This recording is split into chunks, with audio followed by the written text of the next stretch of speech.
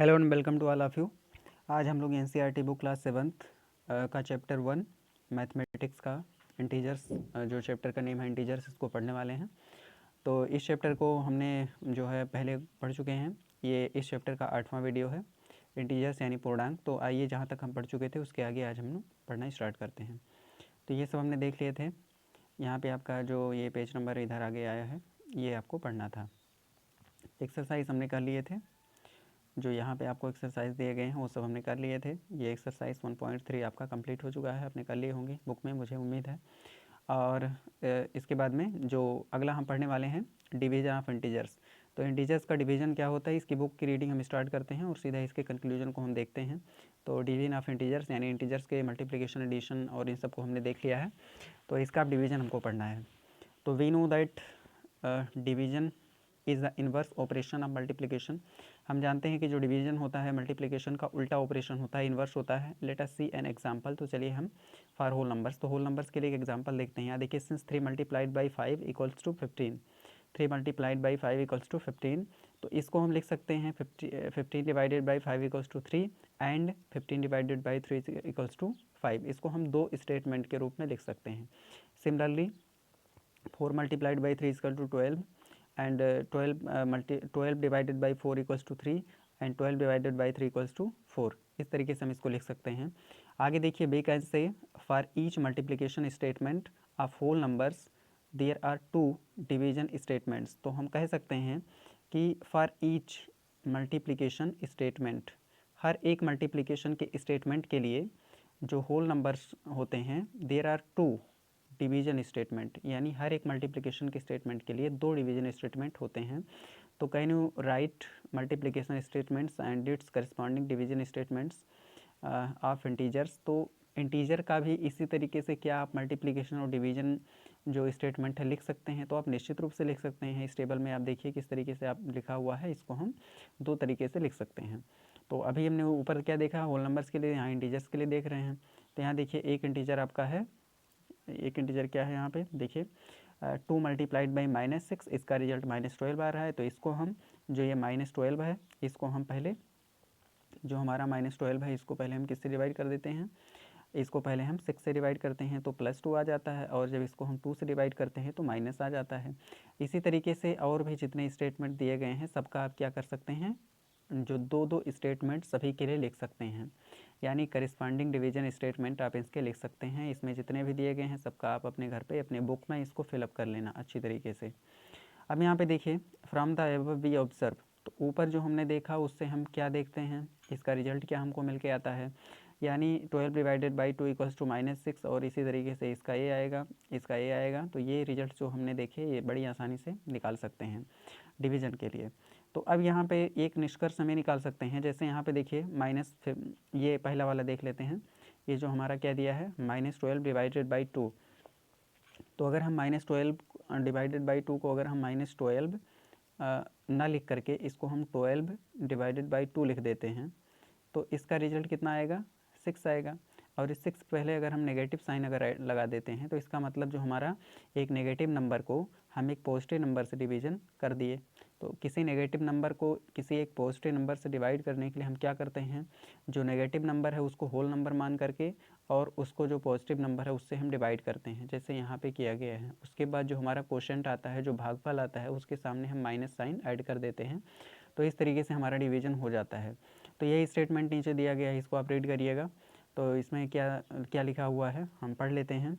B observe that when we divide a negative integer by a positive integer, we divide them as whole numbers and then put a minus sign before the quotient। तो हम क्या करते हैं, जो हमारा division होता है, अगर किसी नेगेटिव इंटीजर को हमको पॉजिटिव इंटीजर से डिवाइड करना है तो हम क्या करते हैं, जो हमारा उनको नेगेटिव इंटीजर को और जो पॉजिटिव इंटीजर उसको होल नंबर्स की तरह डिवाइड कर लेते हैं, और डिवीज़न के बाद में जो रिजल्ट आता है, क्वोशंट आता है, उसके सामने हम माइनस साइन लगा देते हैं।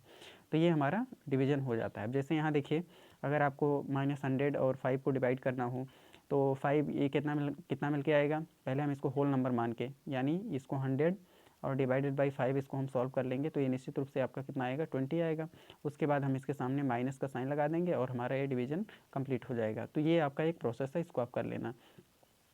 इसी तरीके से अगर हमको देखना हो कि कोई जो है पॉजिटिव इंटीजर है उसको नेगेटिव इंटीजर से डिवाइड करना है, तो उसको भी अगर हमको कोई पॉजिटिव इंटीजर को नेगेटिव इंटीजर से डिवाइड करना है तो उसके लिए भी हम यही काम करते हैं कि जो हमारा पॉजिटिव इंटीजर है और जो नेगेटिव इंटीजर है, जैसे यहाँ पे 72 है और यहाँ पे 8 है, तो इन दोनों को हम पहले होल नंबर्स मान के डिवाइड कर लेते हैं और डिवाइड करने के बाद जो रिजल्ट आता है, क्वेश्चन आता है, उसके सामने हम माइनस साइन लगा देते हैं। तो इन जनरल फॉर्म में हम कह सकते हैं, इन जनरल फॉर्म में हम क्या कह सकते हैं कि for any two positive integers a and b, ये डिवाइडेड बाई माइनस बी, ये divided by minus b equals to minus a divided by b, where b is not equal to zero, क्योंकि अगर बी ज़ीरो हो जाएगा तो ये defined ही नहीं होगा। आप जानते हैं किसी भी नंबर को ज़ीरो से डिवाइड करने पर उसका कोई अर्थ नहीं होता है। तो ये हमने देख लिया। आगे इसमें देखिए क्या लिखा गया है।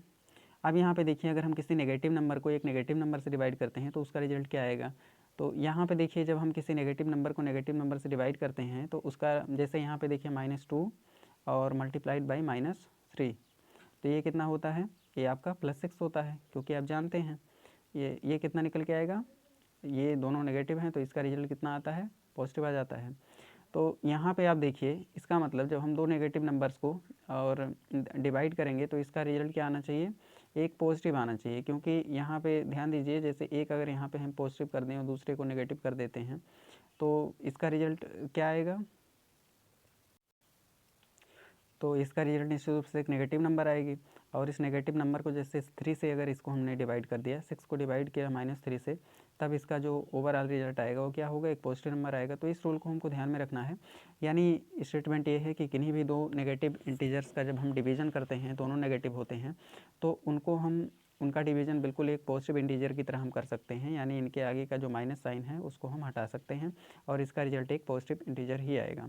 तो जैसे नीचे यहाँ पे देखिए जो ये आपको दिया है -36 डिवाइडेड बाई 4, तो चूँकि ये दोनों नेगेटिव हैं, दोनों नंबर्स जो इसके सामने नेगेटिव साइन है, इसके सामने नेगेटिव साइन है, तो इन दोनों का डिवीजन हम होल नंबर की तरह करेंगे और इसका जो रिजल्ट आएगा ये 9 आ जाएगा, है ना। तो ये 9 आएगा, इसके आगे आप माइनस साइन नहीं लगाएंगे, इसके आगे आपको प्लस साइन लगाना होगा।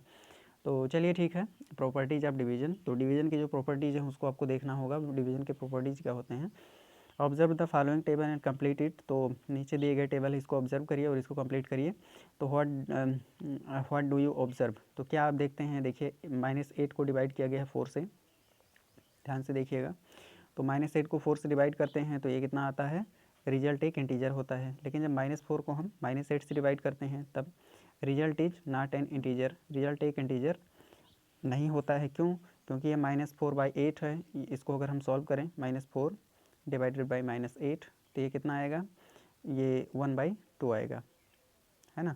ये 1/2 आएगा क्योंकि दोनों नेगेटिव हैं, तो ये लास्ट इसका क्या आ जाएगा, पॉजिटिव रिजल्ट आएगा, जो आपने अभी देखा हुआ है। तो 1/2 एक इंटीजर नहीं है।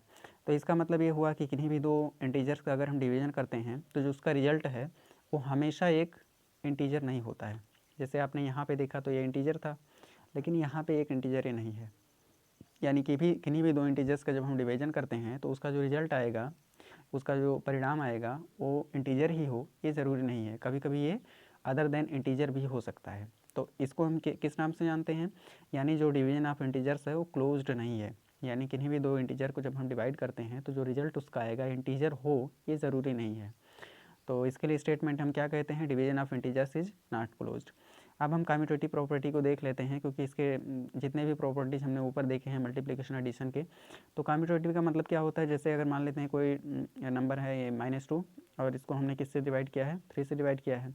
अगर ये -2/3 और ये 3 और डिवाइडेड बाई कितना हो जाएगा, -2, अगर ये इसके बराबर हो जाए, अगर ये क्या हो जाए, ये दोनों आपस में बराबर हो जाएं, तो हम कहते हैं कि ये कम्यूटेटिव प्रॉपर्टी को होल्ड करता है। लेकिन क्लियरली ये दोनों बराबर नहीं है। ये आपका -2/3 आएगा और ये 3/-3/2 आएगा, तो ये दोनों एक दूसरे के बराबर नहीं है। तो इसलिए हम कहते हैं कि जो डिवीजन ऑफ इंटीजर्स है वो कम्यूटेटिव प्रॉपर्टी को होल्ड नहीं करता है, या division of integers is not commutative. अब यहाँ पे देखिए एक स्टेटमेंट दिया गया है कि किसी भी इंटीजर नंबर को अगर आप 0 से क्या करते हैं, डिवाइड करते हैं, किसी भी इंटीजर नंबर को अगर आप 0 से डिवाइड करते हैं तो डिफाइंड नहीं होता है, इज़ नॉट डिफाइंड। यानी a divided by 0 is not defined. जैसे 5 है, इसको अगर हम 0 से डिवाइड कर दें तो इसका मतलब ये इन्फिनिटी हो जाता है, ये कोई नंबर नहीं है। ये कोई नंबर नहीं है। तो कहीं भी अगर 5 डिवाइडेड बाई 0 अगर आपसे कह दिया जाता है तो ये कोई नंबर नहीं होता है। इसको आप बिल्कुल भी ध्यान मत दीजिएगा, क्योंकि ऐसा नंबर कभी हो ही नहीं सकता, क्योंकि किसी भी नंबर को हम 0 से डिवाइड नहीं कर सकते हैं, ये हमेशा याद रखना। लेकिन किसी दूसरी तरीके से अगर कोई हमारी नंबर है, जैसे मान लेते हैं यहाँ पे कोई नंबर हमारी 0 को जब किसी दूसरे नंबर से डिवाइड करते हैं तो ये हमेशा 0 आएगा।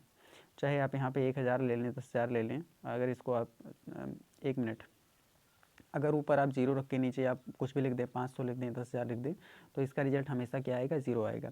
यानी 0 को किसी भी इंटीजर नंबर से डिवाइड करने पर उसका रिजल्ट क्या आता है? 0 आता है।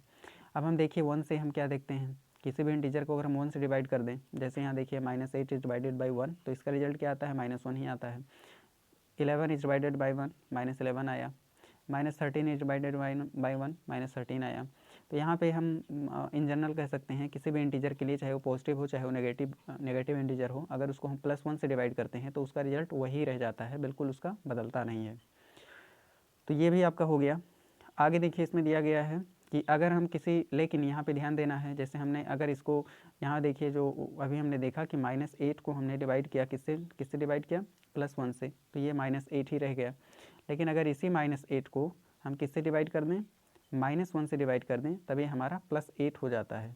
यानी जो -8 था वो बदल कर क्या हो गया? +8 हो गया। लेकिन यहाँ पे -8 नहीं बदला था। तो यानी अगर इसको हम माइनस से बदल देते हैं तो उसका साइन क्या होता है? चेंज हो जाता है। किसी भी इंटीजर को अगर हम -1 से डिवाइड कर देते हैं तो इंटीजर का साइन चेंज हो जाता है। यानी अगर वो पॉजिटिव है तो नेगेटिव हो जाएगा, और नेगेटिव है तो फिर क्या हो जाएगा? पॉजिटिव हो जाएगा। तो ये रूल है। अब देखते हैं एसोसिएटिव प्रॉपर्टी को हम देख लेते हैं। तो एसोसिएटिव प्रॉपर्टी में क्या होता है कि यहाँ पे देखिए एक रूल आपको दिया गया है। एसोसिएटिविटी आप जानते हैं कि चाहे हम पहले 2 को डिवाइड कर लें, उसके बाद तीसरे से डिवाइड कर दें, या पहले बाद के 2 से डिवीजन कर दें, फिर इसको डिवाइड कर दें, तो क्लियरली ये जो है आपका ये सही नहीं होगा कभी भी। तो हम ये दोनों आपके इक्वल नहीं हैं, यहाँ पे देखिए लिखा हुआ है। तो ये रिजल्ट अगर आप निकालना चाहें तो ये दोनों बराबर नहीं होंगे। अगर ये दोनों बराबर हो जाते तो हम क्या कहते कि division of integers is associative. लेकिन ए वाली एक्सप्रेशन और ए वाले एक्सप्रेशन ये दोनों बराबर नहीं आती हैं। इसका रिजल्ट कुछ और आता है और इसका रिजल्ट कुछ और आता है।